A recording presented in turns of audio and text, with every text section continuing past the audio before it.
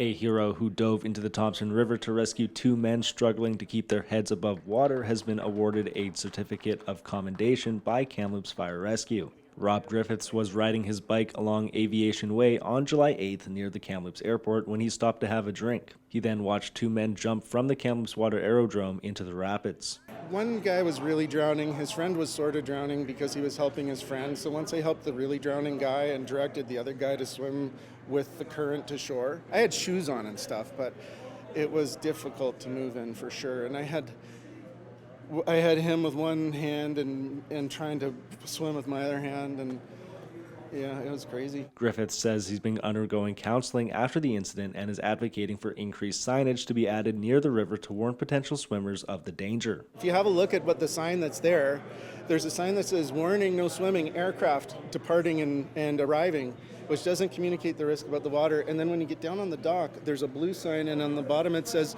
use at your own risk. That's it. And if we had maybe like dangerous currents and maybe a life ring with a rope on it, that would have solved the whole deal right there. Nobody had to jump in and risk their life. City Councillor and Deputy Mayor for August, Margot Middleton, who was present for Thursday's ceremony, urged people to use caution when near the river, but said she thinks more signage is not the solution. We put signage out, but we wouldn't know are the users or the people visiting our city, can they read our signage? Does it have an impact? Not everybody is literate, not everybody's going to be able to read the signage and adhere to it.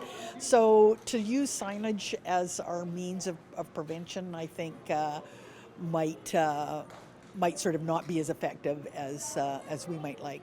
The amount of incidences that we do have, maybe speaks to the need for more cooling or misting stations around where we take away that, opportunity or temptation to use the river for those reasons. The incident came just days before a man from Alberta disappeared into the North Thompson River while rescuing two youth. According to the Life Saving Society, there have been more than 24 drowning incidences in BC and the Yukon so far this year.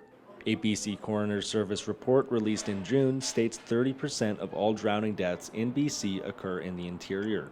For Castanet Kamloops, I'm Josh Dawson.